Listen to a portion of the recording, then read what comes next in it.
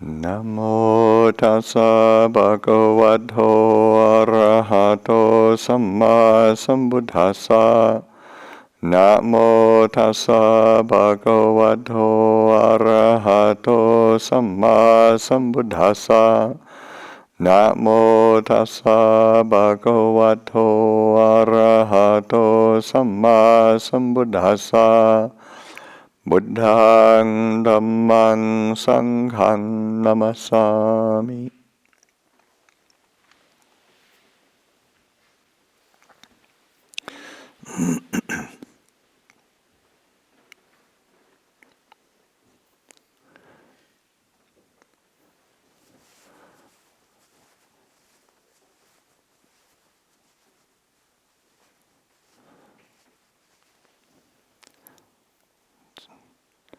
So myself and Ajahn Chah have been away for, I guess, almost 3 weeks.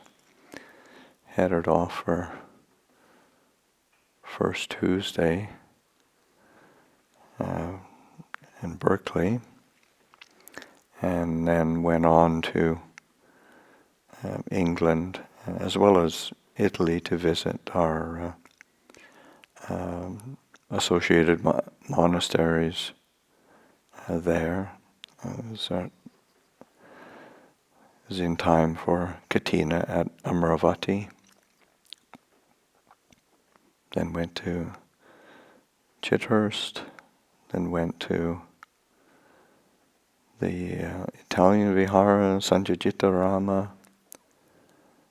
and then I headed back to Amaravati.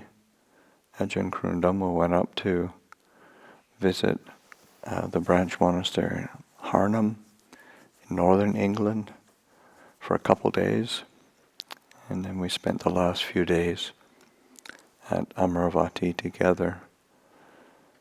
So we've been traveling, but also the opportunity was to spend time with these monasteries that we're associated with and have a connection with. Of course, the connection is there. All monasteries that are training under the inspiration of Ajahn Chah. So there's a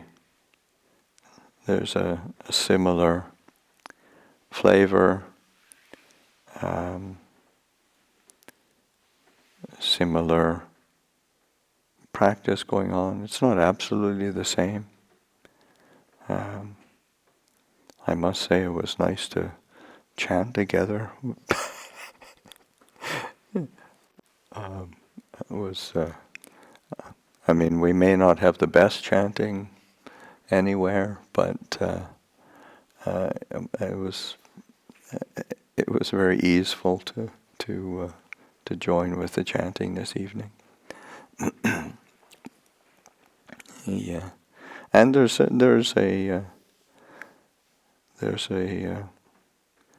certain ease or enjoyment comes when like something like chanting, which is something we do every day, and it's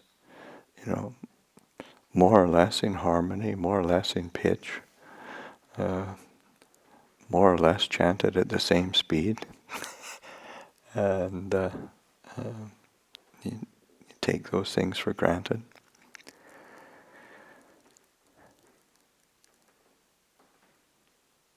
But also just we have again similar commitment to a standard of Vinaya, a similar commitment to a standard of study and commitment to to Theravada practice. So that there's kind of a family feeling, even if one is of many different nationalities. I mean, one of the things is also just the European monasteries tend to be, say, much more diverse than here.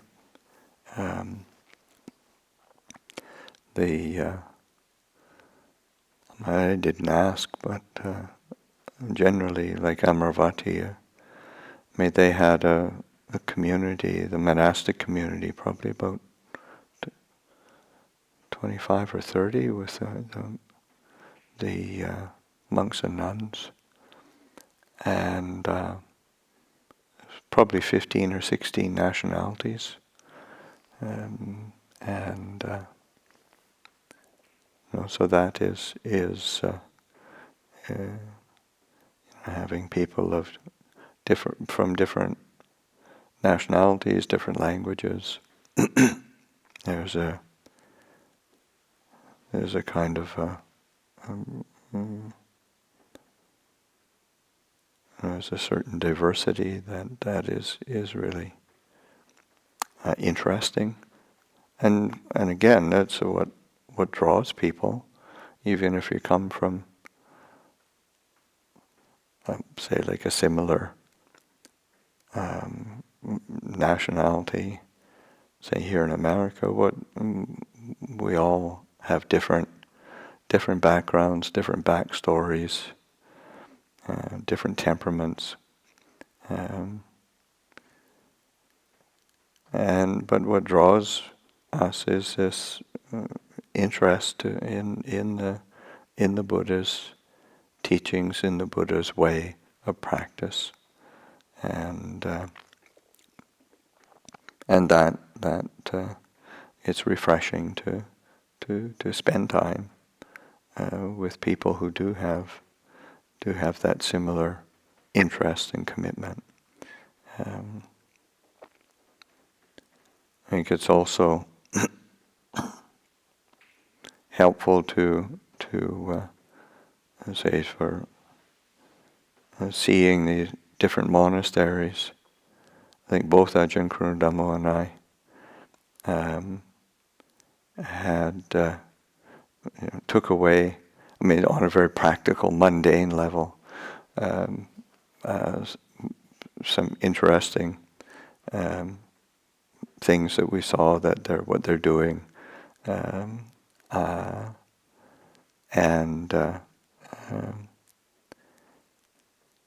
it was just one simple thing that I thought was like, it's like any monasteries always have extra cloth.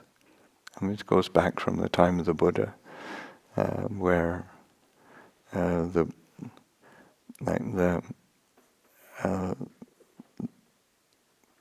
one time there's this discourse where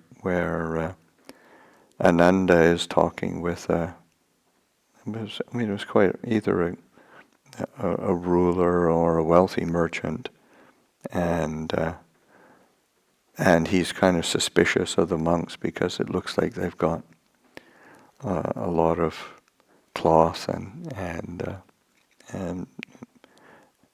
so he's he makes sarcastic comment or criticism to Ananda, and asking what he does with all the cloth. And he said, well, we make it into robes, and then when the robes are beginning to wear out, then you use them as kind of covers for different things, whether bed sheets or pillowcases or whatever, and then you use it for putting up on the ceilings to keep animal droppings and lizard sort of droppings from coming down on the residences, and when that starts to wear out, you use them as foot wiping rags at the doors, and when that starts to wear out, then you tear them up and mix it with because most of the dwelling places were the same as in northern India at that time. A lot of mud and mixture of the walls. In particular, would be made from mud bricks, and packing it in, mixing with mud, and filling up all the holes, and sort of really use the things that are offered until they're completely used up. And of course then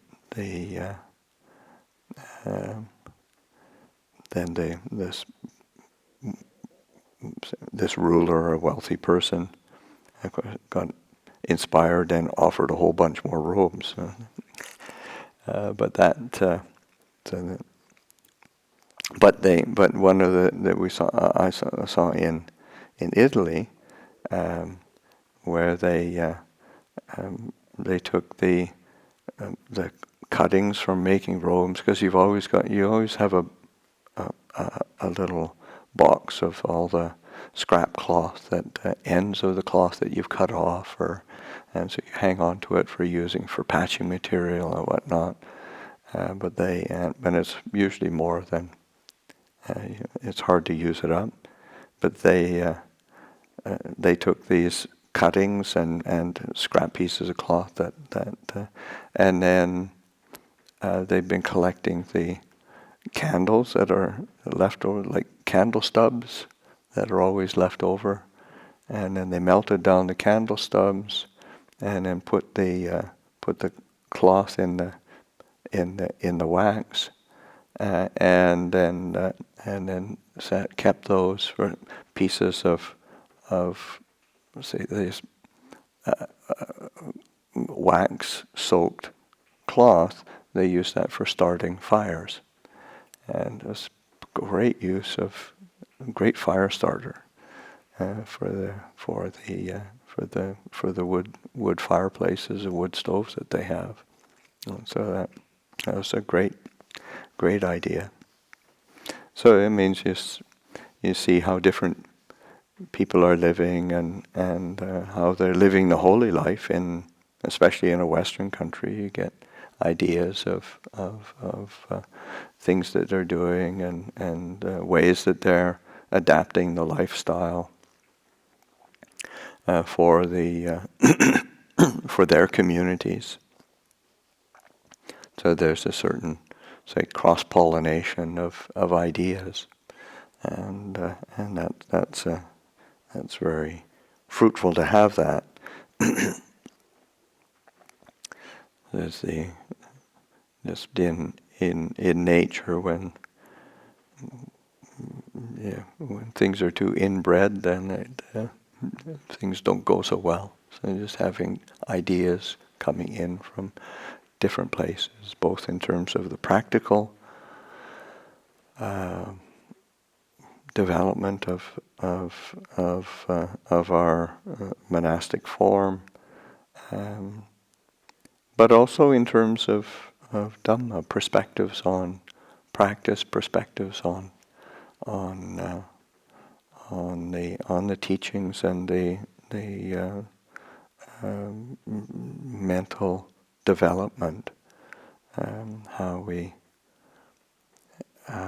we develop our practice, different perspectives, even on say like Ajahn Chah. I mean, you think, well, Ajahn Chah taught and lived how many years ago, and his teachings got written down, and the stories got passed on, and we probably heard it all before, but not really, because different people have different stories or different memories of Ajahn Chah, and that happened as well, where I was sitting and talking with George Sharp, who was the president of English Sangha Trust, and the person who first got inspired to invite Ajahn Chah to England and see if he'd be willing to have some of his Western monks stay in England in order to establish a monastery and place for training. And so I was sitting, chatting, having coffee with George around the Katina time. And he was saying how he came to Thailand and visited Wat Pah Pong, and then he invited Luang Por to go. Luang Por Chah went to England, and then so he heard some teachings in Thailand. He heard some teachings in England, and then so after hearing some teachings for some time, then he kept hearing Ajahn Chah giving meditation instruction using Buddho and that's a very common meditation method. This recitation of the Buddha's name, either on its own or in conjunction with the breath, where you do on the in-breath Bod, on the out-breath Ho, so Buddho. They put an O at the end of the Buddha's name, so Buddho, Buddho. And George just asked. George is quite a blunt character, so he just asked Nopja, why do you use, what's this Buddho? Why do you teach Buddho? What's the purpose of that? What's the point of that? And Ajahn Chah's response was all his response was Namo Vijnana Dhatu. And then George, he said, and that's all he said. And he didn't explain it, didn't he? So, and I was too scared to ask.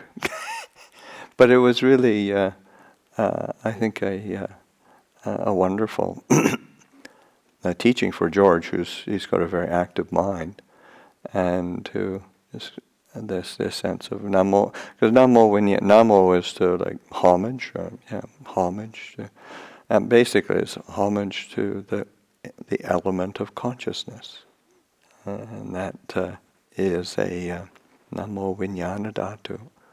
It's one of in the same way that there's a the material elements of earth, water, fire, air. One of the elements that the Buddha points to is Vijnana Dhatu, the element of consciousness. This is a basic function of nature, and without, say, if that were not the case, then it would be really impossible to be liberated. But there is this fundamental element of consciousness that is not personal, is not isn't and there is because the sense consciousness is one thing that's arising and ceasing, But then the fundamental element of consciousness, the ability to know, to be aware, is something a bit more fundamental, and something that we can realize, we can recognize, we can know, but it can't be taken personally. Can't claim ownership of it. You can't really either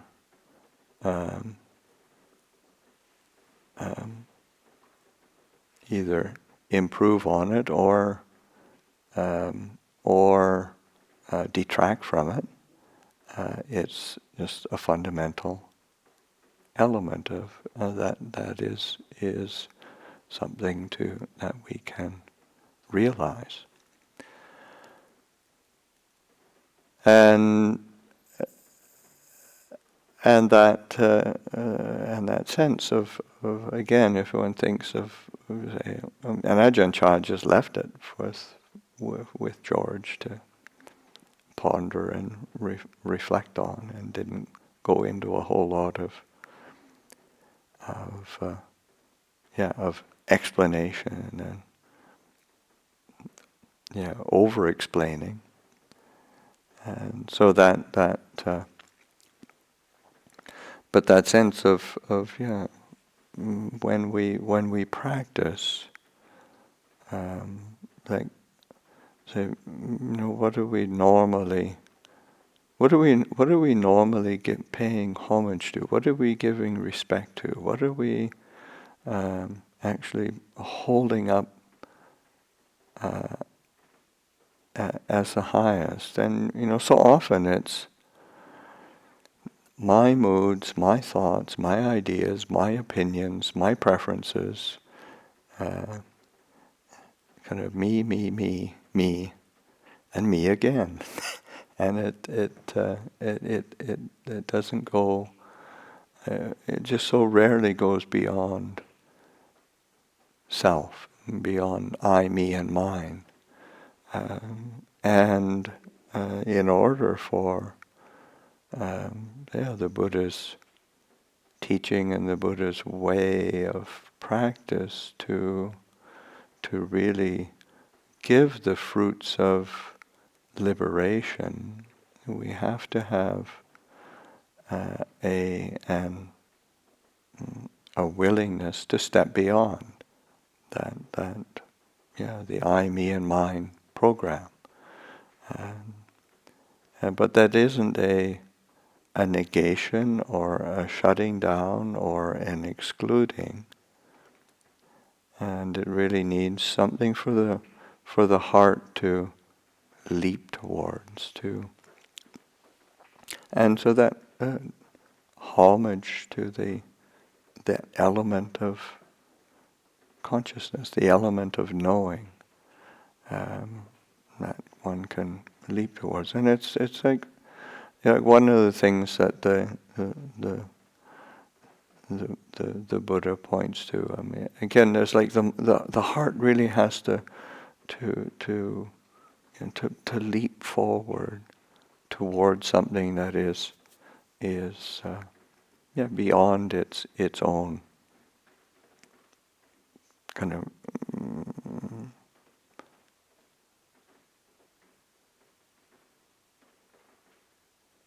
the confines of self, the confines of identity, and that sense of and the Buddha points, like there's discourses where the Buddha speaks of because of that desire for the Dhamma and that delight in the Dhamma, the heart either realizes full liberation, or if there's still some remainder left, then it realizes, say, non-returning, the third level of awakening. And but it's that impetus behind that is that that desire for Dhamma, desire for truth, desire for aligning oneself with the way things truly are, and the delight in that Dhamma ragena Dhamma piti, that joy in Dhamma, delight in Dhamma. And because there's so in our sort of the external world, or even in the internal world of the machinations of our deluded minds, that there's so little that aligns with truth, aligns with the way things truly are. And of course, it's not satisfying. It doesn't. But then when we get that recognition, there is something beyond it. There is something that where liberation really is a reality, a possibility, and so that desire for the Dhamma, desire for truth, and that joy and that delight in it, the kind of exhilaration of knowing that there's something truly beyond, then the heart leaps forward to it, is willing to give itself to it, and so again, I mean, I started talking about we hear different perspectives, by having contact with others, we hear different perspectives, we hear stories or teachings that we're not so familiar with. Because that's one of the problems of us as human beings, is that we I mean, there's two things that we do. I mean, and again, in the sense of what the Buddha's teaching is, the heart of it is, the Buddha, there is this middle way, and we go off the middle way in so many different ways. Whether it's because of familiarity, and because of a closeness to either a teaching or a way of practice or with people, and we become inured, and it all becomes very ordinary and ho-hum, tedious, and the heart doesn't leap forward to it. Or we're constantly seeking something else, something new, something fresh, something exciting, and it's that constant on to the next thing. And but just that balance that is needed, that middle way where the faculties of heart, the qualities of mind are in harmony. They're in balance, and that then that's where clarity comes, and so that and of course that's something that Ajahn Chah emphasized so often. Where they say the Dhamma is that which is just right. And is this in Thai? It's podi. It's just right. Everything's in balance. Everything's in harmony, and that's the nature of Dhamma, and that's what the nature of mind has to be in order to see Dhamma, to understand Dhamma, to experience the taste and the flavor of Dhamma. And so that and having those opportunities of reflection and reminding ourselves of the teachings. And that's something that we have to encourage ourselves to be doing as we continue to practice. Learning how to be attentive to caring for this sense of a balance and internal harmony. Of course, it relies on an external harmony, external circumstances that are supportive, but mostly we have to remind ourselves how to establish this internal sense of balance and harmony, and that a lot of that is just the mindfulness itself, is just attuning to what is conducive to not suffering, to not complicating, to not proliferating. As Ajahn Chah was along, and her, of course, everywhere that I went, I was invited to give a talk, and a theme that I kept emphasizing was the importance that the Buddha placed on nippapancha, say that not. Papancha is proliferation, objectification, the mind spinning out, the mind going out. And nippapancha is of course the non-proliferation, non-objectification. It's also an epithet for nibbana, and so, but it's also something that we do. So that learning how to rest in, delight in non-complication, non-proliferation, non-objectification, not making, just not creating more complexity than is needed, not,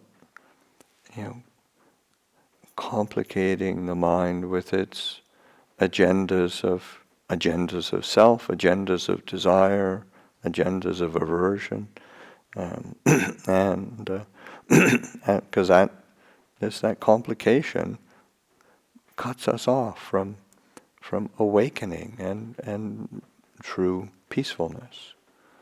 That's that proliferating tendency, the mind not content with itself, looking for something else, or that objectification, trying to make everything solid, tangible. It has to be the way that I conceive it, or I want it, how I think it should be. And so those agendas of, and I think all of those words that are translations of papancha, complication, proliferation, objectification. They're important to be reflecting on how those, how does the mind do that? How does it invest in it? And how can it divest itself from that habit, that tendency, and then to delight in it? And delighting in non-complication, and delighting in non-proliferation, delighting in non-objectification, and the heart delighting in the simplicity of, of course, the phrase that comes to mind that Ajahn Sumedho would use, it's like this, and you think, well, what the heck is that? But that sense, it's like this, and can we just be present with what is? Can we be present with knowing? That just being with the knowing, being present with what is, whether we like it or we don't like it, whether it's whatever. It's like this. This is what our mind is like. This is what the world is like. And it doesn't mean we can't do anything, but can we just be with it, see it for what it truly is, and to not not buy into the impulses of mind, impulses of heart that start layering it with proliferation and complication, and start to get the flavor of what that direct perception of the of that knowing is. And so that's like Ajahn Chah, Namo Vijnana Dhatu. To offer that for reflection this evening.